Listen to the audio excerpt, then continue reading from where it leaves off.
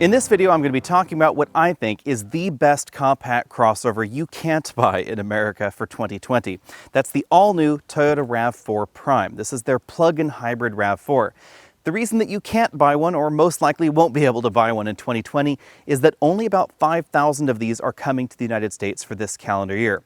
But production is going to be ramped up for 2021, and next year, 20,000 of these will be available in the United States for about 5% of all RAV4 sales.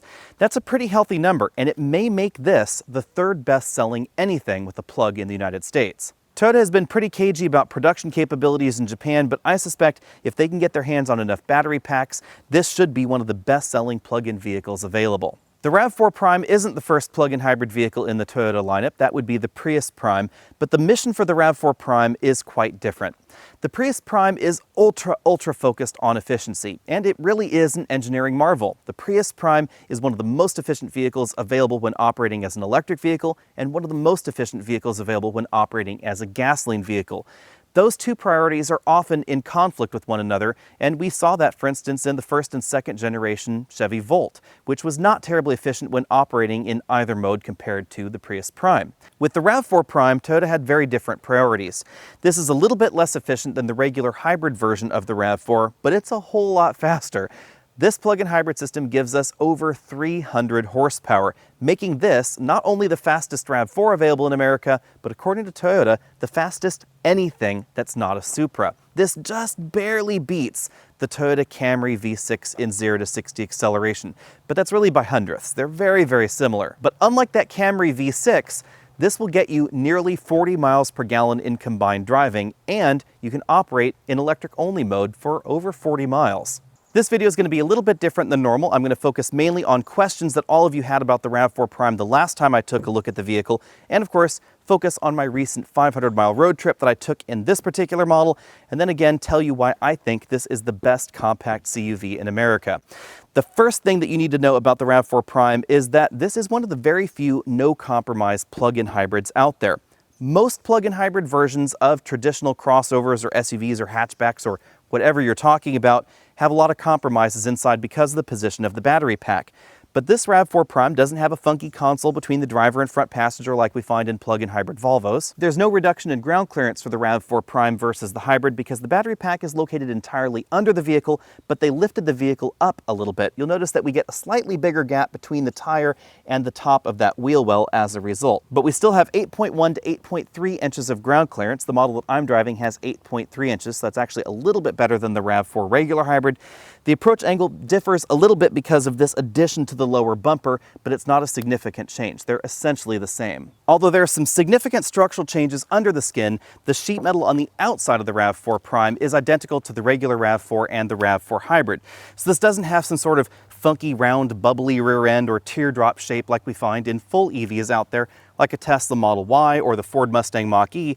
This is shaped very much like the rest of the compact crossover lineup in America. Under the hood is where most of the magic happens. This is the same 2.5-liter 4-cylinder naturally aspirated engine that we find in a wide variety of Toyota hybrids, from the RAV4 hybrid, the RAV4 Prime, to the Camry, the Avalon, the Highlander hybrid, and even the new Toyota Sienna hybrid.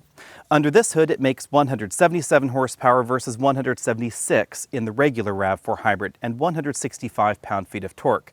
But thanks to the addition of 3 electric motors, 2 that are under the hood right here, and then 1 on the rear axle, the combined horsepower comes in at 302. Now, the rear axle doesn't provide any more power maximum than we find in the regular RAV4 hybrid, but it does use the rear electric motor a little bit differently because this vehicle has a bigger battery pack. A lot of folks don't realize it, but Toyota hybrids already have some pretty powerful motors in them, just due to the design of the system. If you want to know how a Toyota hybrid system works, there are some excellent online resources. It's a little bit complicated to explain in a video. And that sounds strange because the actual premise of operation is truly very simple. Essentially, there are 2 hybrid electric motor generator units under here, a single planetary gear split system, and then the engine over there, and everything together functions as if it were a transmission. It doesn't really have a true transmission in the traditional sense of the word. But that very design is what enables the system to operate very seamlessly in EV mode. And that's one of the big things you'll notice about Toyota's hybrid systems like this, when they have a plug-in hybrid option is that they feel very like an EV when operating in EV mode and a little like an EV when operating in gasoline mode. These systems are a lot smoother than plug-in hybrid luxury vehicles from BMW or Mercedes or even Lincoln with things like the Lincoln Aviator, just due to the design of the system. Everything working together again gives you 302 horsepower, 38 miles per gallon combined, which is just 2 miles per gallon less than the regular hybrid version. As I said before, the battery is positioned very low in the vehicle. It's a skateboard-style battery pack between approximately the front axle and the rear axle in the back. It's 18.1 kilowatt hours in capacity. Approximately 17 kilowatt hours of that is usable. Now we need to talk about how MPGs are calculated in in-vehicle displays in plug-in hybrids, because it's not the same across the board. Some vehicles out there will attempt to give you a calculated MPGe number and then jam that into the MPG number to try and give you a realistic real-world view of those two fuel sources combined. We see that, for instance, in the Chrysler Pacifica plug-in hybrid minivan. Toyota took probably a more logical step, which is to separate these two numbers. So it gives you the miles per kilowatt hour when operating in EV mode, miles per gallon when operating as a hybrid. Unfortunately, some plug-in hybrids out there use an incredibly useless number, which is they treat the electricity as if it was completely free and combined with the gasoline source. I'm looking at you, General Motors, with the Chevy Volt. That would be the one with the V, the original one. In the Chevy Volt, the electricity was completely free. So if you drove 1 mile on gasoline and then drove 1,000 miles on electricity, the display would say something like 1,000 MPG. That really isn't the case because you were using energy to drive the vehicle down the road, but it wasn't really displaying what that energy was doing for you. And the fact of the matter is the Chevy Volt is far less efficient than this RAV4 Prime. But because of the way the Chevy Volt displays numbers on its screen, if you plan on upgrading from a Chevy Volt into a RAV4 Prime, keep in mind that this MPG display is going to be a lot lower than the one you see in your Chevy Volt, even though you're getting better fuel economy. Here's the core thing to know. If you drive a Chevy Volt 400 miles, and in that 400 miles you consume 1 gallon of gasoline, that 1 gallon of gasoline probably got you about 30 to 40 miles, somewhere in that range if you're treating it relatively gently. But the in-cluster display would say 400 MPG. If, however, you were to do that in a RAV4 Prime here, the in-cluster display would give you the miles per kilowatt hour that you were doing for 300 and some odd miles of electric-only range, and that 1 gallon of gasoline would probably get you about 40 miles, and the in-cluster display would say about 40 MPG. Charging happens via a standard J1772 port on the passenger side of the vehicle, and there are two different onboard chargers. A 3.3 kilowatt charger is standard. There's an optional 6.6 kilowatt charger that will cut your charge times in half if you have access to a level 2 charge station that supports it. If you do, you could go from 0 to completely full in about 2.5 hours. If you want to charge at level 1, that's actually completely fine, because going from 0 to completely full on the level 1 charge cord that's included with the RAV4 Prime will take you about 12 hours. One of the benefits to an electric vehicle like this is that because it doesn't have a huge battery pack, and more importantly because you're not depending on the battery pack in order to be able to get to work, you could logically stick with the level 1 charge cord if you wanted to, or if you didn't have the ability to change the charging infrastructure at home. Say if you're renting a place and you just have a regular plug, you could definitely integrate one of these into your life pretty easily. Once the battery is fully charged, you'll have 42 miles of electric-only range at speeds up to 84 miles an hour. Now, Toyota, for some reason, does not give an official specification for how much horsepower this system will deliver when it's operating in EV mode, but I estimate it's going to be around 180 horsepower. So definitely slower than when this is operating in hybrid mode, but still good enough to get you 0 to 60 when you need to. If you're worried about winter performance, that's one of the reasons you might want to look at the RAV4 Prime, because not only do we have the all-wheel drive system, but we also have the heat pump, which is more efficient at heating the cabin in the winter, and unlike some of the Kia and Hyundai plug-in hybrids, this won't turn on the gasoline engine just to heat the cabin, and that is something that some of the Hyundai and Kia hybrids will do. A lot of folks asked, why don't we have a DC fast charge port in a vehicle like the RAV4 Prime? Well, the logical answer is we do have a fast charge port. It's the gasoline filler neck on the other side. With a plug-in hybrid like this, you can just go to a gas station and be full in 5 minutes. That's the simple answer. The more complicated answer is cost, most likely.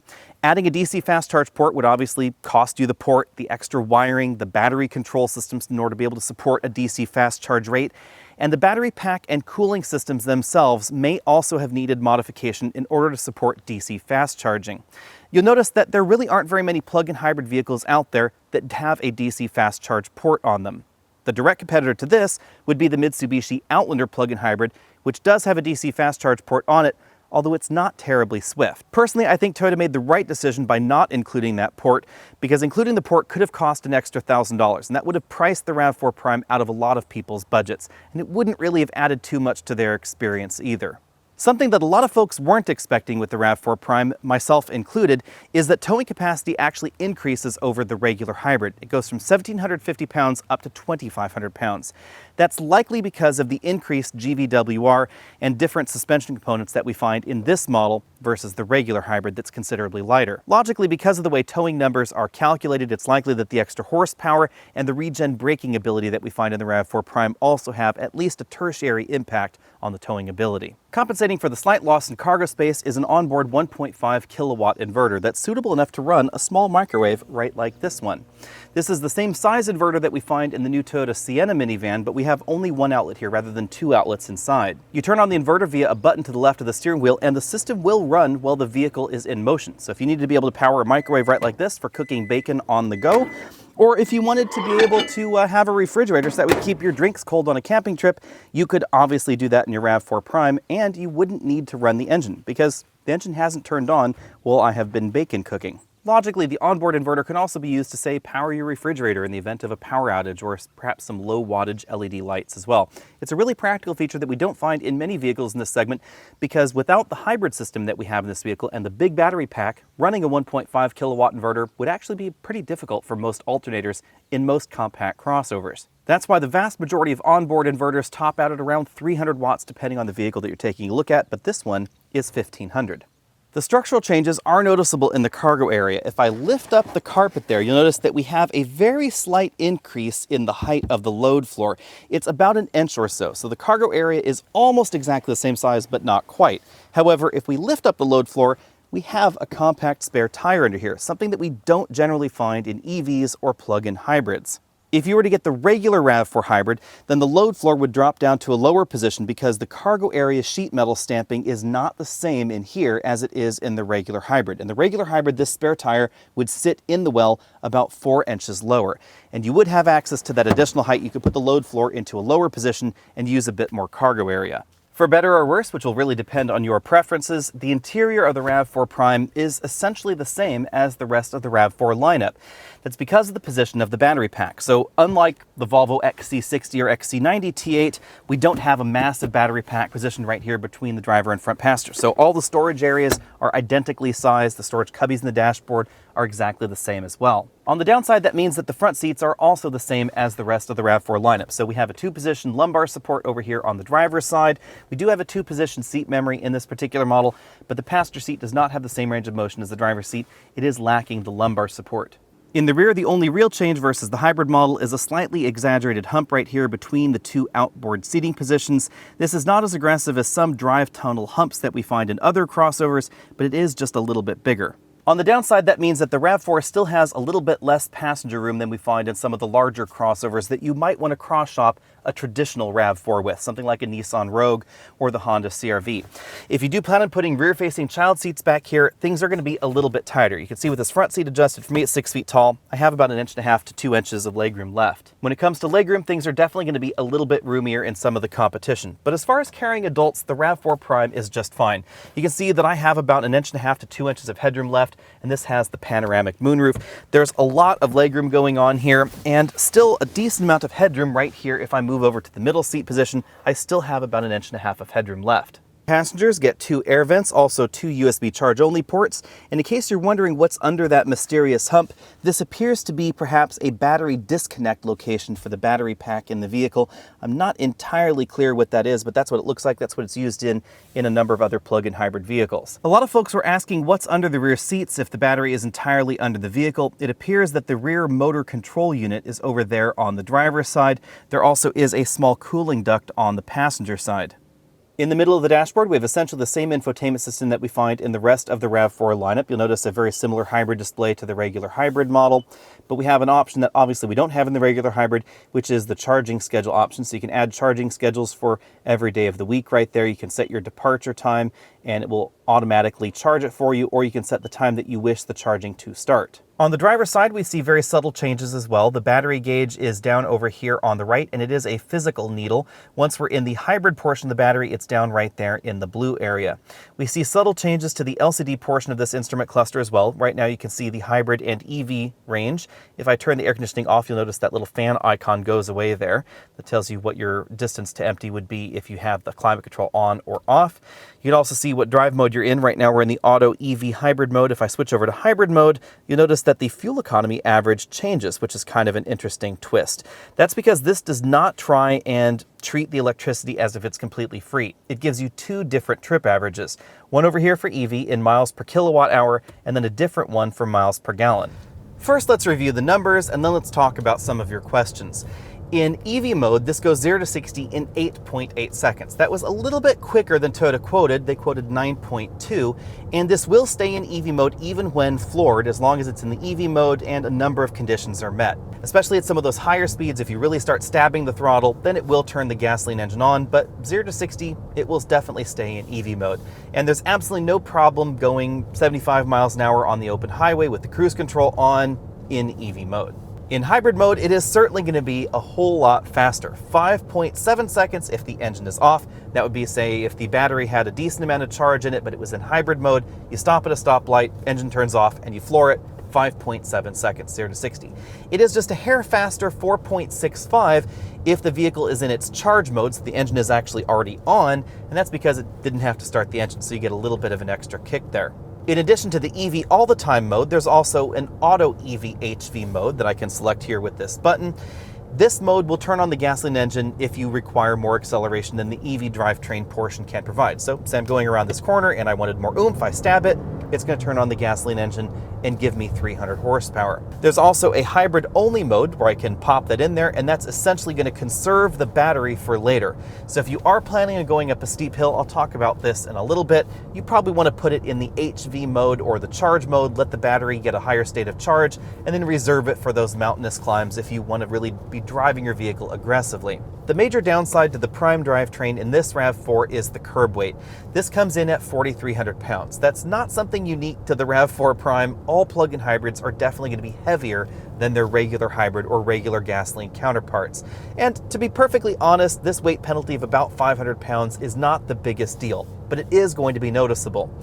60 miles an hour back to zero took 132 feet in this model. That's a little bit shorter than the last RAV4 Prime that I drove, which had the 225 with tires on it, but the regular RAV4 hybrid and the regular RAV4 generally will certainly stop faster 60 miles an hour back to zero. The curb weight also affects how the RAV4 Prime handles, so this is certainly the swiftest version of the RAV4. There's definitely a lot of shove, but when you start getting this into the corners and you start driving it a bit harder, it's certainly going to have troubles going around the corner, the same as a regular RAV4. The RAV4 is one of the better handling entries in the compact crossover segment. Weight's definitely kept in check. The suspension has a great tune to it. The rear suspension certainly doesn't get upset over broken pavement. But if you really start shoving it harder into these corners, you're definitely going to get some wheel squeal. There's a lot of body roll, and you can definitely feel that the RAV4 Prime is no lightweight. Now, on the other hand, I think that the extra curb weight in the RAV4 helps improve the ride quality, because even out on a rougher road surface, the RAV4 Prime has a nice quality ride to it, and I definitely give this an A when it comes to the ride quality. Even though this is theoretically the sporty version of the RAV4, the XSE, this is perfectly comfortable for a daily commuter. A lot of folks had questions about how the power is applied. The battery pack can deliver about 150 to 190 horsepower, somewhere in that rough range. Toyota won't really tell us for sure. I suspect it's about 180 horsepower though, and then the rest of the power is going to come from the gasoline engine. That means that if you stab it like this, you get some instant shove, you wait for the engine to turn on, and then you get the rest of the power. That's true not just when operating in eco or normal mode, but also when operating in the sport mode, although it is a little bit more aggressive at turning on the engine in the sport mode. We definitely have a lot of power on the front axle, so especially in the corners, you'll certainly feel the RAV4 Prime torque steer in a way that the RAV4 Hybrid just doesn't. That's because there's so much more power going on up front. The rear electric motor is essentially the same as the regular RAV4 hybrid, so we don't have too much power going on back there, actually less horsepower than we find in the Volvo plug-in hybrids. The Volvo plug-in hybrids can sometimes give you oversteer and torque steer at the same time if you really have the wheel cranked. Because we have a less powerful electric motor in the RAV4 Prime, we don't have that same feeling. But we still have that torque steer and a lot of power going on up front. Some people might be offended by that, but personally, I think it's an awful lot of fun. The way this handles is just different than the regular RAV4, or different than most of the competition out there, but it's certainly a hoot and a half to drive. Just not the same kind of fun as, say, a turbocharged Mazda CX-5. The CX-5 is really focused on precision, not necessarily overt grip, but definitely handling precision, definitely has a good solid feel to it. This doesn't come across quite as polished with the handling dynamics and the steering feel, etc., but it has so much power, it's just a ton of fun. One thing I wasn't expecting initially is how much quieter this is than the rest of the RAV4 lineup. That's likely due to the fact that there's a big battery pack between the road and the cabin. At 50 miles an hour, I got 71.5 decibels in here, so I'm going to give this an A+. A lot of folks complained that this generation of the RAV4 just wasn't refined enough in terms of engine noise and road noise in the cabin. The RAV4 Prime is certainly quieter inside. Now that I'm at a steep hill, it's time to address one viewer question. A lot of folks were asking, if the battery is depleted, do I still have 300 horsepower? If it's in hybrid mode, what happens? Well, the answer is yes, you still have 300 horsepower. Because after the EV portion of the battery has been depleted, it's going to be operating in a separate range, the hybrid range of the battery, so it's always going to try and keep somewhere between probably 1.5 to 2 kilowatt hours in the battery. Again, Toyota won't really specify exactly how much power is in reserve there for hybrid mode. Now, it is possible to deplete that section just like it is in any hybrid out there, and at that point, after climbing a really long hill, you would have just 177 horsepower on tap. But there is a solution to that. I can simply put it in the hybrid mode and reserve that battery capacity for later, or I could press and hold the button and put it in charge mode, where the vehicle is specifically going to try and keep the battery at a higher state of charge so that way you don't have that particular worry. If you plan on towing something up a long hill, that's the mode that I would put the vehicle in. Put it in the hybrid mode. Once the battery pack is depleted enough, put it in the charge mode so that way it tries to maintain it as much as possible. This has a really big battery pack, so even climbing up the Continental Divide, or as I did on a recent road trip to the Sierra Nevada, up the Sierra Nevada mountains to several thousand feet, I had absolutely no problem with performance. Logically, a ton of you were asking about range and fuel economy. I had no problem getting 40 miles of range out of the RAV4 Prime, which definitely surprised me a little bit. I'd expected this to be a little bit lower in the real world, but Toyota's done a really good job at efficiency. I have a 29-mile each-way commute, from home to the office and then from the office back to home. And I do go up and over a 2,200-foot mountain pass, but on the home side, I start at about 1,100 feet, so I'm not going completely up and completely down each way. Driving this vehicle to my office, I'll get there with about 11 to 10 miles of range left, quite logically. Driving it home, where I'm going more up the mountain pass than I am down the mountain pass, I'll end up at home with around 4 to 5 miles of range left. Definitely an acceptable number in my book. When operating as a hybrid vehicle, I was really surprised that I've actually been averaging slightly better fuel economy in this than in my long-term RAV4 hybrid. That would be the RAV4 hybrid that we bought with our own money and have had for about 15,000 miles or so.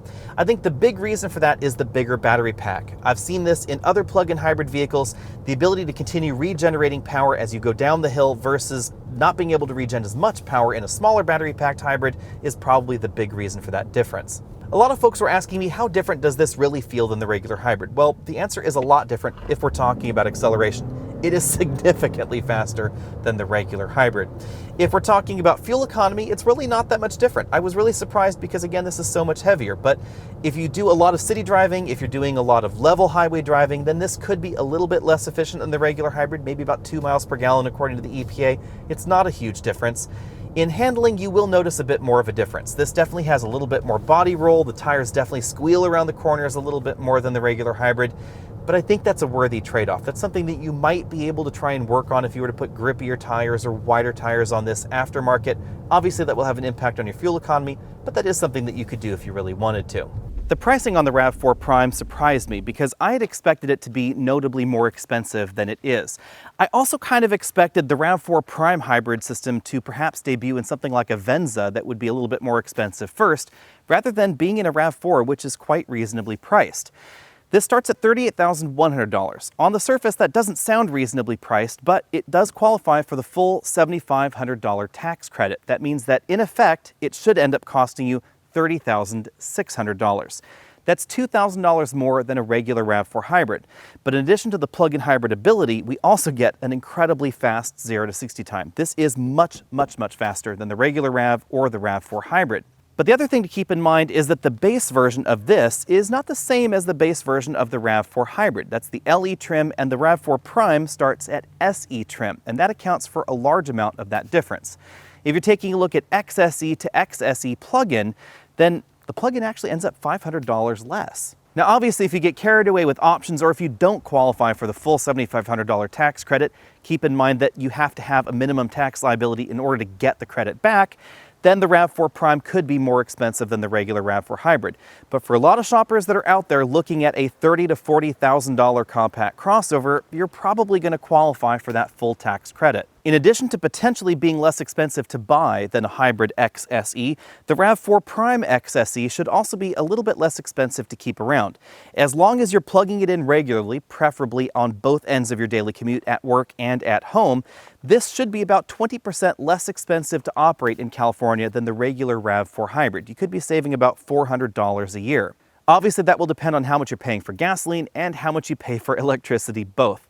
Now, in my neck of the woods, electricity is pretty expensive, so that may negate some of the savings benefits for the RAV4 plug-in. However, you will always get 0 to 60 much faster than the regular RAV.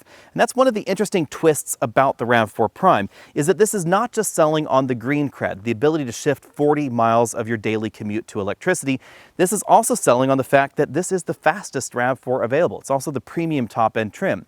This is a trick that we also saw in Volvo's playbook with their T8 trims of the XC60 and XC90 in the luxury segment. And I think that will really work for Toyota, because when you take a look at plug-in hybrid sales in America, one thing that's really interesting is that most plug-in hybrids sell well in their first year, and then sales really trail off afterwards. And the only plug-in hybrids and plug-in vehicles that don't are the ones that are a little bit more performance-oriented. If you're cross-shopping the RAV4 Prime with the regular non-hybrid RAV4, this should be about half as much to operate every year, regardless of whether you plug it in or not. Because even when not plugged in, you're still going to be getting 38 mpg. That's a significant bump over the real-world mileage in a regular RAV4. Bottom lining the RAV4 Prime is honestly really easy. If you qualify for the full federal tax credit and you're looking at a RAV4 hybrid, you should quite simply get the RAV4 Prime if you can. That if you can part is really important, because these are really hard to find at the moment. Hopefully in 2021 things will get a little bit easier. If you're looking for one of the quickest and one of the most efficient crossovers that doesn't have a luxury logo on the front, you should also clearly have the RAV4 Prime on your shopping list. The downsides for the RAV4 Prime are few, but they do exist. The cargo area is a hair smaller. The rear seats are a hair more cramped than something like the Nissan Rogue. So if you have kids in rear-facing child seats and you're taller folks up front, then you might want to look at some of the other alternatives, at least until you can get your kids in rear-facing child seats. But the RAV4 Prime is still going to be an excellent option, I think. Let me know what you think about that down there in the comment section below. If my money were on the line, I would certainly get a RAV4 Prime over pretty much everything else in this segment at the moment. I love the look of the Mazda CX-5. I love the performance of the CX-5 Turbo, but I think I would probably get the RAV4 Prime instead.